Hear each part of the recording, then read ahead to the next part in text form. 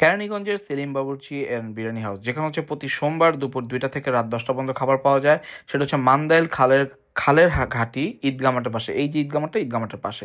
So এখানে হচ্ছে আপনি পেয়ে যাবেন হচ্ছে গরুর কাচ্চি, পেয়ে যাবেন হচ্ছে বিরিয়ানি মানে তেহারি আর কি, বিয়েবাড়ি তেহারি যেটা। এরপর পেয়ে যাবেন হচ্ছে একদম ক্লাসিক মোরগ পোলাও, যেটা হচ্ছে জেনুইন মোরগ পোলাও যেটা আমরা বলি। এই যে যিনি খাবারটা বাড়তেছেন ইনি হচ্ছে সেলিম বাবুর্চি। এবং আপনারা পেয়ে যাবেন হচ্ছে খাসির কাচ্চি সহ। এছাড়া এখানে আপনারা পাবেন হচ্ছে জালি কাবাব, চিকেন ফ্রাই, তারপর হচ্ছে আপনার ফিন্নি, এরপরে পাবেন হচ্ছে জর্দা।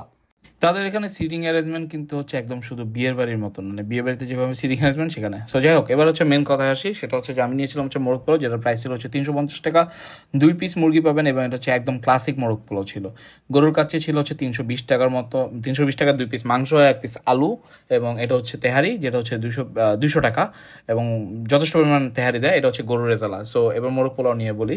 মোরগ পোলাওর যে রাইসটা, যে রান্নাটা হয়েছে, সেটা হচ্ছে যে আগে রোস্টটাকে কমপ্লিট করা হয়েছে, দেন হচ্ছে মানে পোলাওটাকে অর্ধেক জাল দেওয়ার পর সেটাকে হচ্ছে মিক্সড আপ করে, দুইটাকে একসাথে মিক্সড আপ করে ভাপে দিয়ে রান্না করা হয়। এবং পোলাওটার কথা যদি আমি বলি, পোলাওটা হচ্ছে সম্পূর্ণ ঘি, মানে তাদের ভারসাম্যতা আর কি, যে ঘি দিয়ে করা, এবং যথেষ্ট পরিমাণ ঘিয়ের ফ্লেভারটা আমরা পাইছি।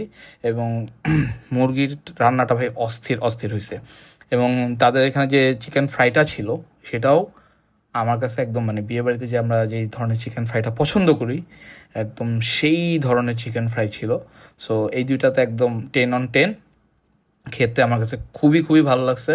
এবং মুরগির সাইজ থেকে শুরু করে রান্না সব কিছু মিলে মনে করি একদম পারফেক্ট ছিল। সাথে আমরা জালি কাবাবও নিয়েছিলাম।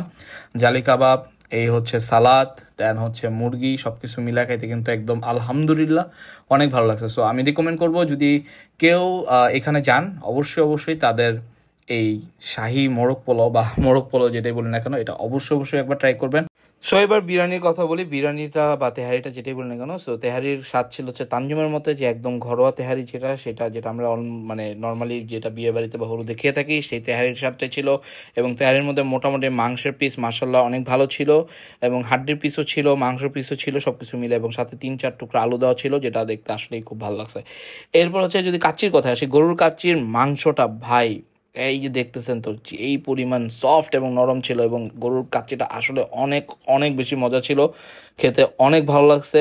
সো আপনাদেরকে রিকমেন্ড করবো এই খাবারটা বা এই দোকানটা অবশ্যই অবশ্যই আপনারা যাবেন, আপনাদের গেলে অনেক ভালো লাগবে। টিল দেন সবাই ভালো থাকবেন, সুস্থ থাকবেন, আল্লাহ হাফেজ।